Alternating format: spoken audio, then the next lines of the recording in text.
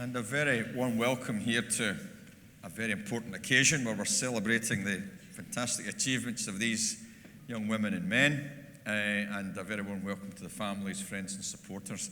Here in the Barony Hall, we have many functions in here. There'll be conferences, seminars, showcase dinners, but most importantly, we have our graduation ceremonies. And this is the last of this season. And for all of you, it's just as important as every other one. And well done, graduands, because you brought the sun with you. Earlier in the week, it was a bit challenging at times. Anyway, the sun shines on us today to make it all the more special. It's a rather small graduation this afternoon, but that's good. Makes it a little bit more intimate. And at the end of the graduation process, I'll be capping all of our graduands shortly, turning them magically into graduates of the University of Strathclyde.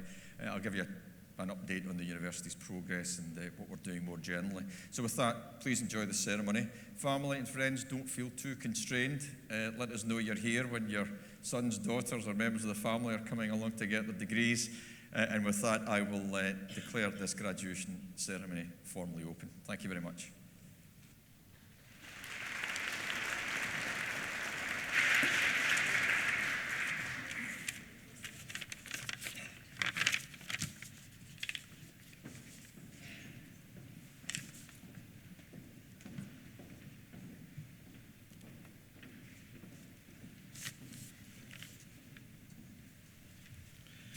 Principal and Vice-Chancellor, in the name of the University and by the authority of Senate, I present to you these students. For the degree of Doctor of Philosophy for research in the Department of Work, Employment and Organisation, Hao Cheng.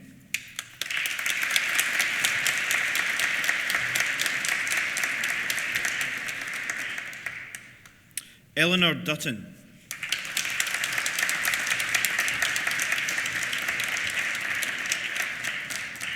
Francis Vinicius Portes Virginio.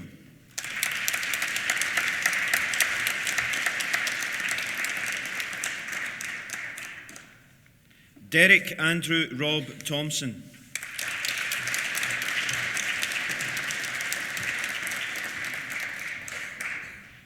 For research in the Department of Management Science, Jun Chi Tan.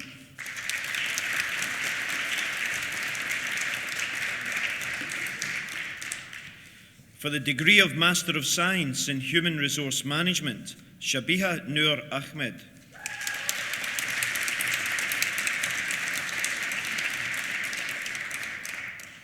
Pamela Atanasova.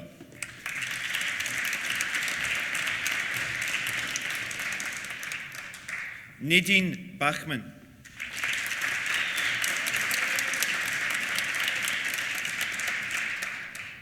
Nicole Marie Bartolo.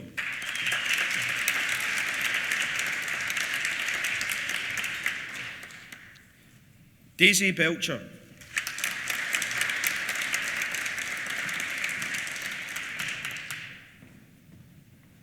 Kirsty Blackwood.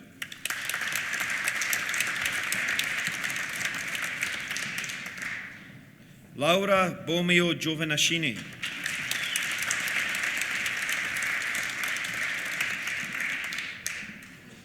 Leslie Cuthill.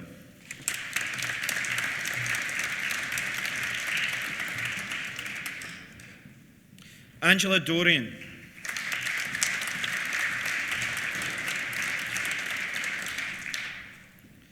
Neville Connell Gomez.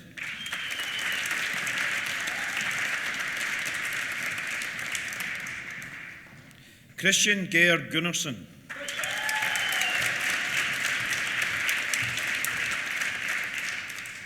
Yang He.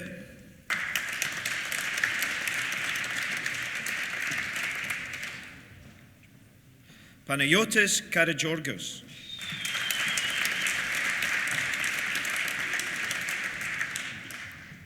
Bin Yuan Li.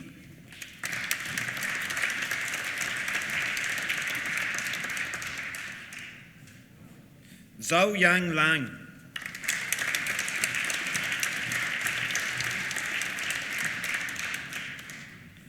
Jonna Helena Lindfors.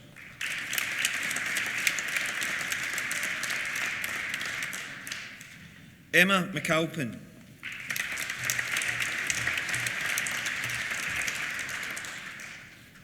Daniel McAteer.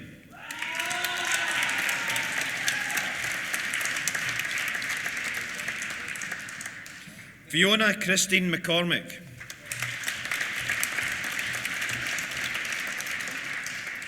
Mary Christina McCowan.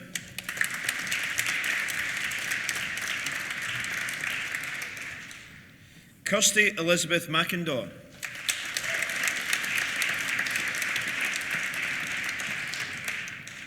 Kirsten McKenzie.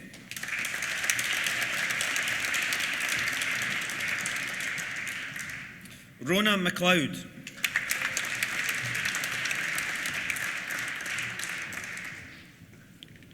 Claire Marshall.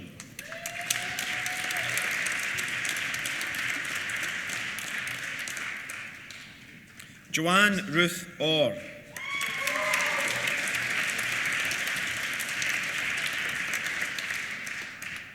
Christina Papagiorgi.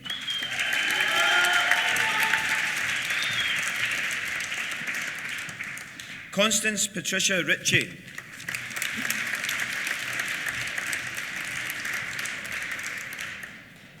Kevin Ross Staunton.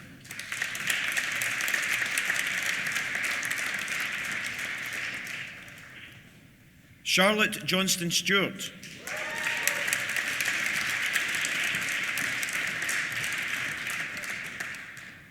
Aris Tatarounis.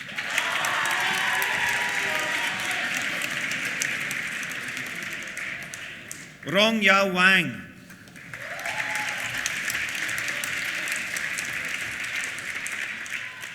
Yiman Zhang.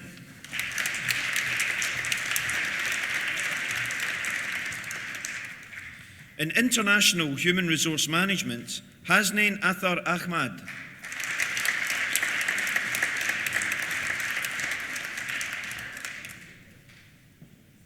Alfonso Grasa Guerres.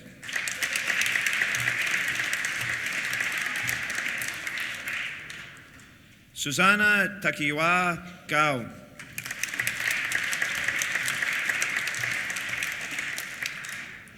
Stavrula Kutuma.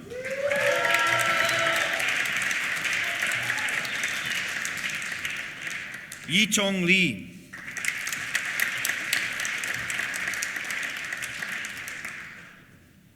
Marina Maldonado Novaro.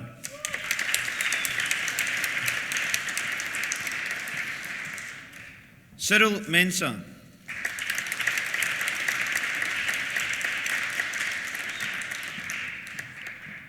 Akshaya Sisadri Nalapa.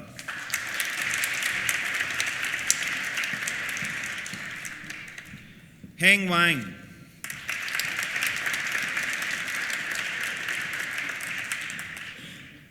Xin Yao Yu.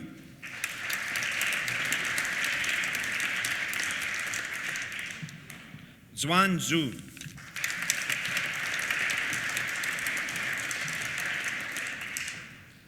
In Business Analysis and Consulting, Holly Mitchell McCabe.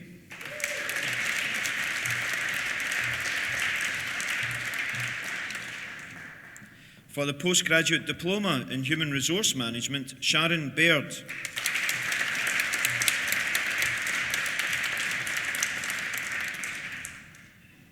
Lindsay Kinnaird Little.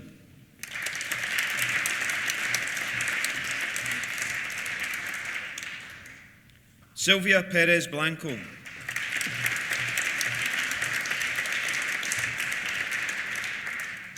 In Business Analysis and Consulting, Samson Moyosoroluwa Johnson.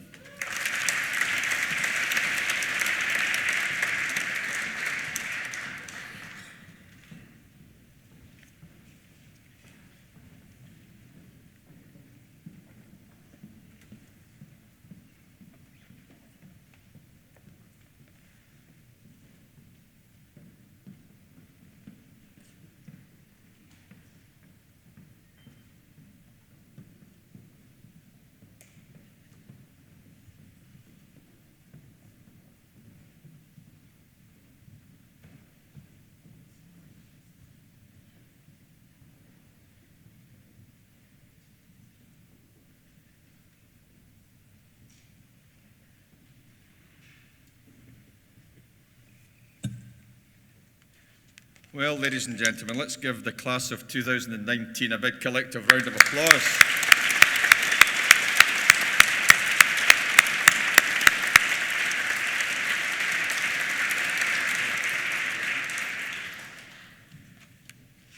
We're good. Strathclyde is a very collaborative institution, and I've just managed to borrow a pair of reading specs from one of my senior members of court. Or this could have been a very short graduation speech, so I don't know what I've saved you from. Anyway, once again, ladies and gentlemen, let me reiterate a very warm welcome to this wonderful ceremony, a day that truly none of you will forget. It marks the successful conclusion of years of hard work, commitment and dedication, and now you've graduated in front of your friends, your families, your classmates, and well-deserved recognition. Today we've welcomed people from across Scotland, from all over the UK, and indeed from, as you've seen, a wonderful international community, and we're delighted to see all of you here today, and you're most welcome to join in the celebrations. As part of the context within which you graduate today, of course, we can't ignore the world of work and the professional opportunities that you enter into. And as you take the next exciting steps in the next phase of your lives and careers, we might reflect briefly on the prevailing political dynamics in Scotland and the UK, throughout Europe and indeed across the Atlantic. You now have your passport to your future career, something that we hope that you're going to build your lives on and make enormous contributions. But in so doing, we also have to take a responsible view as citizens. We need to face down the dangers of populism, the divisions in society that are absolutely destructive at the moment, and the seemingly unending uncertainty that we face day on day.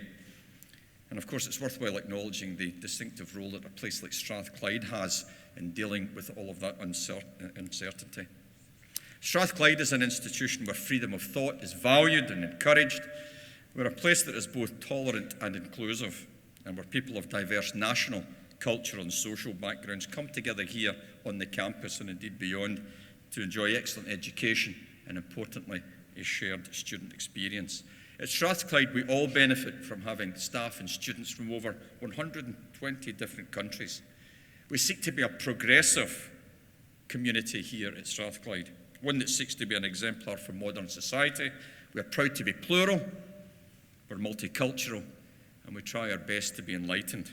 It's our responsibility. Graduates, it's your responsibility to continue to challenge unacceptable behaviours and practices, including by those in power, by using reason and by exemplifying the best features of modern society. But of course, most importantly for today, we're here to acknowledge your achievements, your hard work, the learning that you've built up, and the successful completion of your degree course. As I was saying, that will be your passport to making a full contribution to your career and to society at large, in spite of the flux that we're facing. Now, I'm an engineer, forgive me, as I quote Thomas Edison, the famous American inventor, and he reminded us that genius was 1% inspiration, 99% perspiration. But I'm sure in your own cases, the ratios would have been much better as you worked in the library, your groups, in the business school itself, and that's paid off now. I'm a son of Glasgow. I was brought up in this wonderful city in a sunny hamlet called Govan. And our town's historical motto is nihil sine labore, or nothing without hard work. And I try and embrace that ethos every day, and I would recommend that you take that approach into your future careers. Today you become Strathclyde alumni, and you're the latest of our torch bearers, just like the many generations of graduates that have gone before you. And with all that you've now successfully come through, I'm sure you would agree that you couldn't have done this without the backing and encouragement of the community of supporters around you, family, friends, in and around Strathclyde, and some from far away. It is fitting that we acknowledge their part in the successful completion of your university studies. Our graduates, and indeed the university at large, owe them an enormous debt of gratitude. And as the first in my own family to have gone to university here in Strathclyde, as it happens, I know exactly what it means to have that level of support and aspiration standing behind you.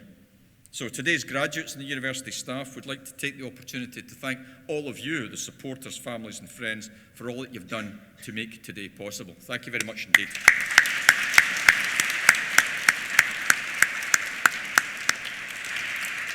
And for our excellent academic staff too, this is a very important day because ultimately your success is their reward. Strathclyde has worked hard to provide you all with a high quality education and a first-class university experience for all of our students, regardless of background. So let me invite our new graduates to join with me in thanking our staff for all that they've done to support you on your journey. Thank you very much indeed.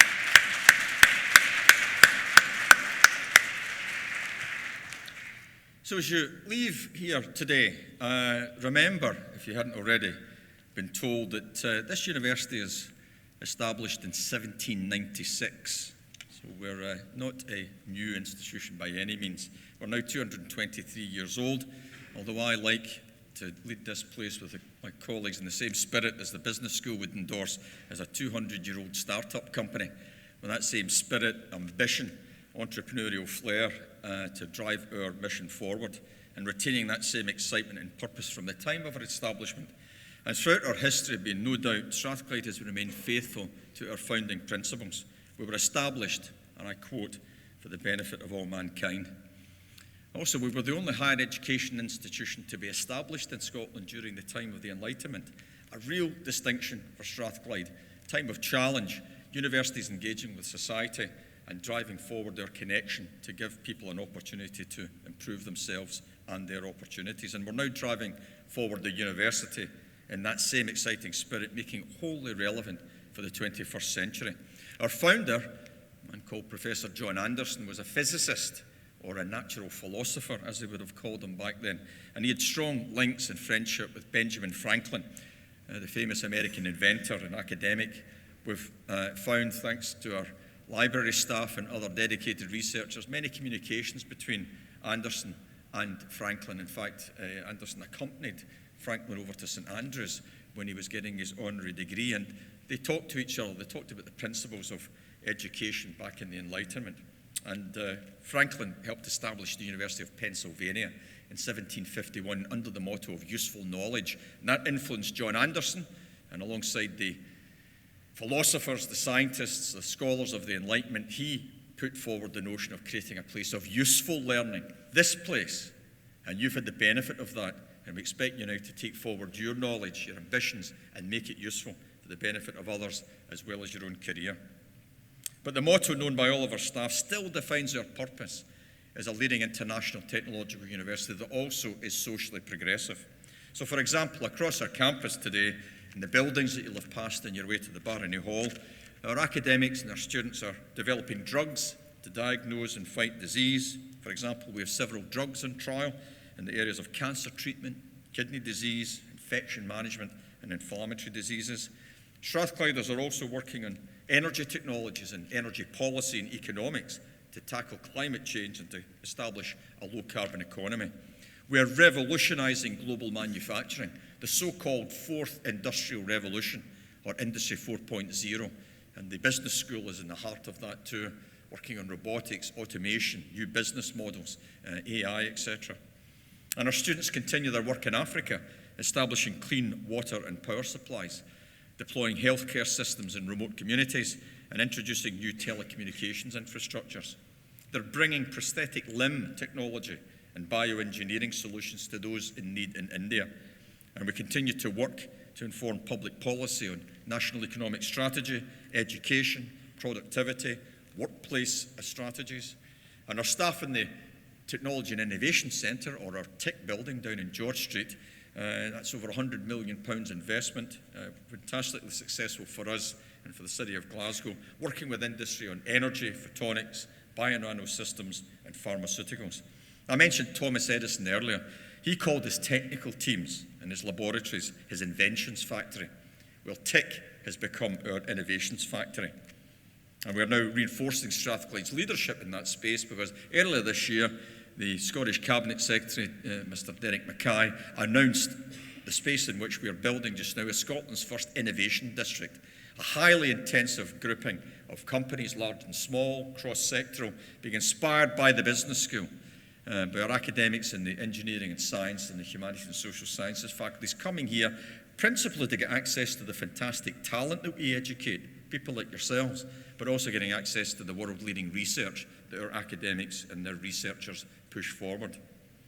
And the next investment, according to our court's approval in the coming months, will invest another £150 million on that same platform between High Street, Ingram Street and George Street, driving new clusters in health technology, fintech, quantum technology, industrial informatics, 5G communications and space technology.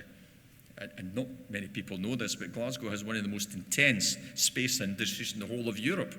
Companies making CubeSats, making technologies to help launch vehicles get into space and remain there successfully. But of course, ultimately, useful learning is about us giving business and industry the tools that they need to be more innovative and to promote economic growth in a sustainable way. And your business school is at the heart of all of that in terms of national and international strategy, ultimately helping us all have a quality of life that is both sustainable and healthy. But most importantly, ladies and gentlemen, graduates, we provide people with the opportunity to transform their lives and the lives of their families. As I mentioned earlier, we still attract many first-generation graduates here to Strathclyde. So those are some of the reasons that we've had a terrific sequence of independent recognition of what we do and how we do it. In recent years, through you might call them the academic Oscars or the Times Higher Education Awards ceremonies every year, we've been named the UK University of the Year, the Entrepreneurial University of the Year, reflecting the excellent work done in the business school in particular. And past couple of years, we've been the Business School of the Year, as well as last year being named the Workplace of the Year, which I particularly enjoyed because it talks about us working as a community here in Strathclyde to make a difference. Last year, the Herald newspaper had us established as the Higher Education Institution of the Year, and I'm delighted to say to you only last month, the Times and Sunday Times Good University Guide named us as the Scottish University of the Year 2020. And keep your fingers crossed, because later this month, the ceremony in London, we've been shortlisted yet again for consideration of the award of UK University of the Year. So this reflects wonderfully on the staff and students at Strathclyde. These are not accolades that we seek.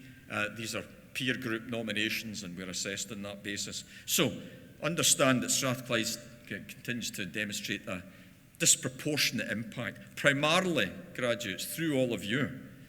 Whilst we're driving great research, whilst we're engaged in innovation and policy influencing, our lasting legacy is all of you entering the world, pursuing your careers, making a difference, making a contribution, and never forget that. That's underpinned with the highly effective ways in which we create value and impact by translating our knowledge to the benefit of society, for industry and our public sector partners. We're a driver for sustainable economic growth, and we have a distinctive role in all of that. And of course, universities have to be seen as an investment. The Scottish Government commits around about £1.2 billion per annum into the university sector, but in return, the sector delivers back almost £7 billion worth of value back into the Scottish economy. And the achievements and the quality of what the Strathclyde Business School does, and Departments of Management Science and Work, Employment and Organisation, give me great cause for optimism. And I've had to truncate just some of the great achievements of the business school in the past year. And let me give you a notion of some of the things that they've been doing. So the quality and value of the Strathclyde Business School postgrad and exec ed programmes continues to be rated at the highest national and international levels. For example, AMBA, one of the accrediting bodies, has re-accredited the business school for a further 5-year period. AMBA currently accredits programmes from the top 2% of business schools in over 70 countries. Another organisation, AACSB, also re-accredited the business school for a maximum 5-year period, and only 5% of the world's business schools that offer business degrees have achieved AACSB international accreditation, an outstanding achievement. The Small Business Charter Organisation has re-accredited SBS for a further 5 years. You're seeing a pattern emerging here. I get the benefit with your Dean, Professor David Hillier, here on the stage here with me, that I get invited in to meet these accrediting agencies. And it's never easy, but let me tell you, it's straightforward, because the story that the business school can tell these days is absolutely exemplary. And the Small Business Charter recognises business schools that play an effective role in supporting small business, local economies and student entrepreneurship, with our Hunter Centre for Entrepreneurship being highlighted as an exemplar. But this business school is also socially progressive. Our Breaking Barriers programme, that I'm enormously proud of, through the work of the staff in the business school in particular, is thought to be the first of its kind in the UK. It enables young people with learning disabilities to gain university experience and get some workplace experience too. And the award-winning programme has been set up in partnership with Enable Scotland and Scottish Power, and it won the Youth Employment Awards at the Herald Diversity Awards, and has also been shortlisted in the Widening Participation Initiative at the Times Higher Education Awards later this month. So again, we hope that we can get that one over the line, but at the very least, the UK sector will be recognising the great quality of that work. A study by Dr. Samuel Imwara authored a report commissioned by the Federation of Small Businesses that showed that 1 in 10 smaller businesses are led by an immigrant entrepreneur, and that these firms contribute more than 13 million to the Scottish economy. Doors wide open, welcoming, multicultural. There's a message there. The business school has also launched a FinTech, or Financial Technology Entrepreneurship Programme, in association with the Strathclyde Entrepreneurial Network. Dr. Itamar Megiddo of Management Science has undertaken research into the use of antibiotics. The search for new antibiotics to tackle increasingly resistant infections is a priority for health professionals and governments around the world. However, Management Science's input to the study has suggested that there could be benefit in withholding widespread use of some new antibiotics until the outbreak of a major pandemic. And this is going to be one of the challenges of the 21st century. So the business school is taking a view on that from an optimisation point of view. Abby Colson and Robin Miller from Management Science, in partnership with Strathclyde University's Faculty of Humanities and Social Sciences and the Mental Health Foundation, has won a contract from Barnardo's to be research and learning partners for 3 strategic partnerships on mental health and well-being. And the partnerships are located in areas of deprivation in England, Scotland and Northern Ireland, one of the other challenges in society that at last we're waking up to. A study led by a famous Fraser of Allender Institute found that the reduction in drink driving limit in Scotland has had little effect on the level of deaths and accidents on the nation's roads, almost counterintuitive. However, the findings do not suggest that the previous limit reductions had not been ineffective, only that the most recent reduction had not had a material impact on road safety. So that's where places like Strathclyde, through independence and strong analysis, can influence policymakers.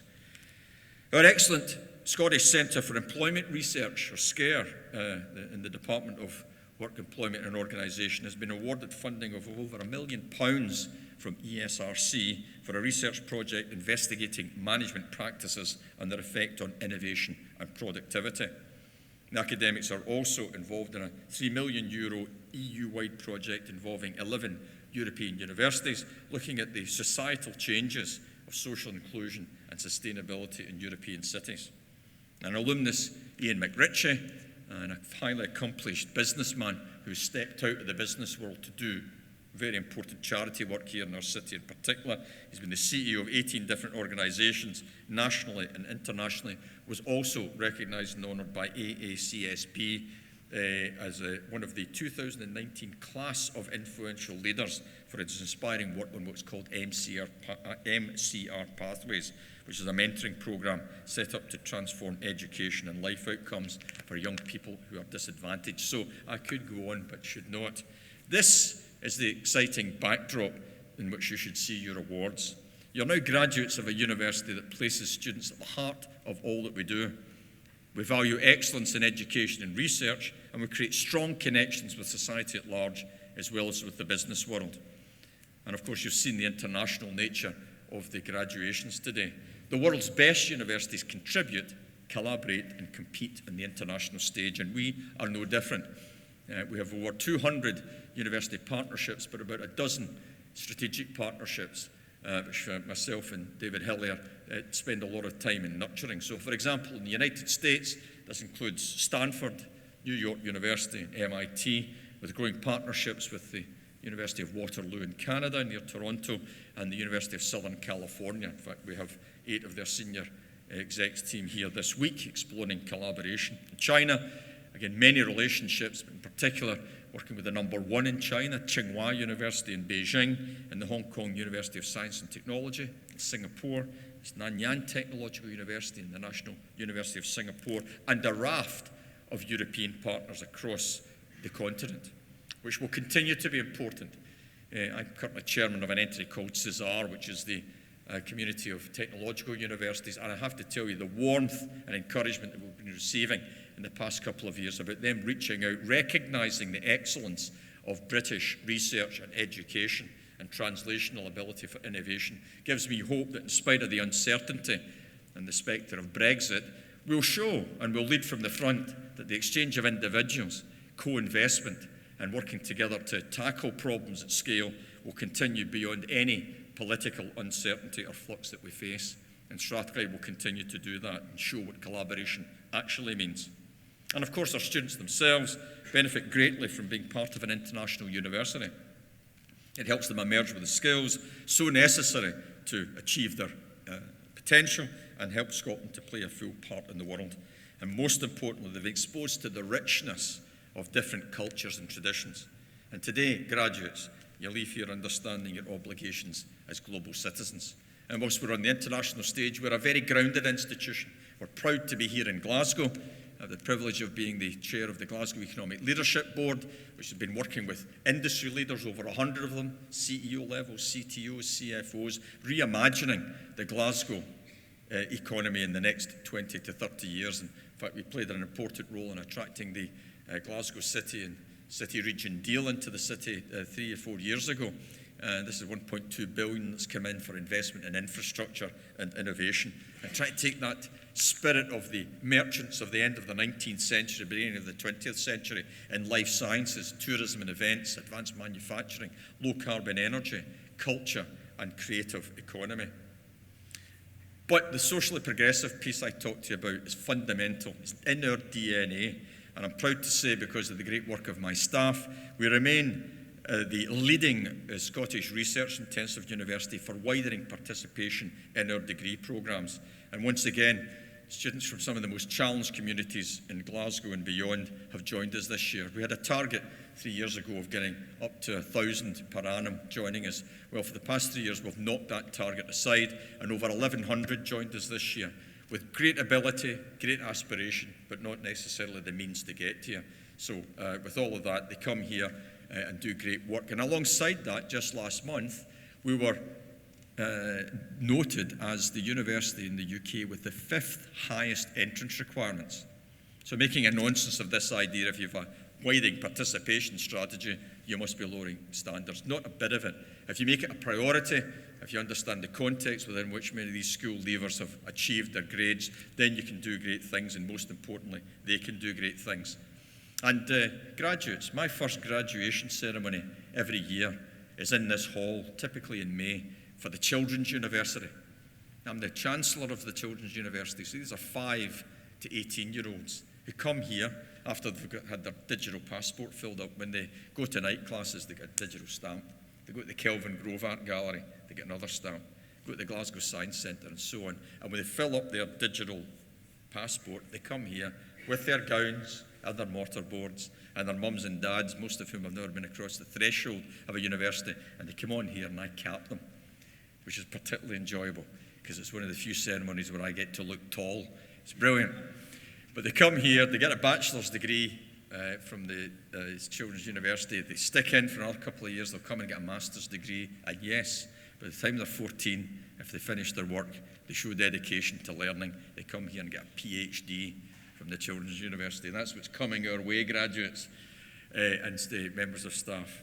So let me conclude by saying, if we characterise your university, Strathclyde in 2019, I would describe us as having ambition, focus and momentum, with the necessary agility and commitment to deliver our strategy and navigate the uncertainty that we face.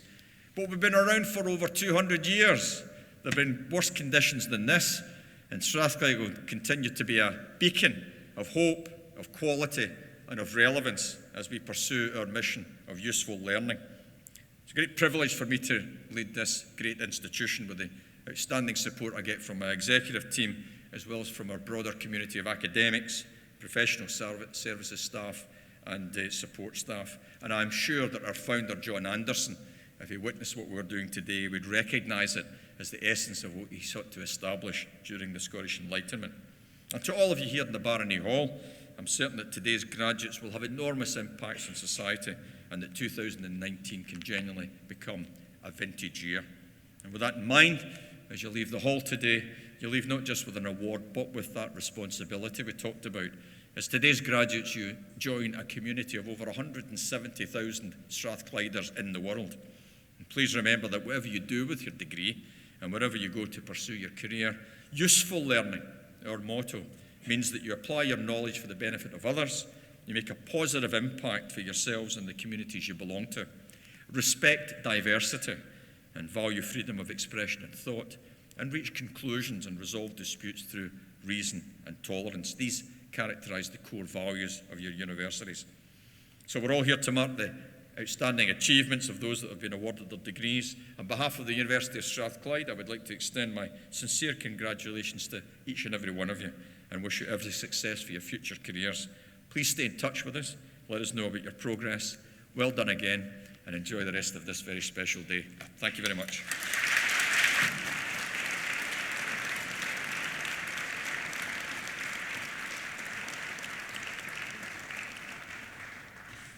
Okay, ladies and gentlemen. Graduates, well done again. Families, I'm sure you're going to go in to celebrate and have a great time. Graduates really leverage this one. This is a pretty big day for you, so nothing other than the very best when you get out to those restaurants and bars. And let me know where you are. I might join you later on.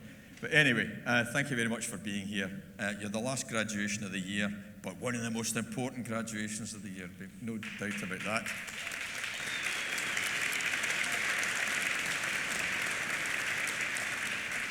And with that, I'll formally close the graduation ceremony. Thank you very much indeed, if you would be upstanding. Thanks.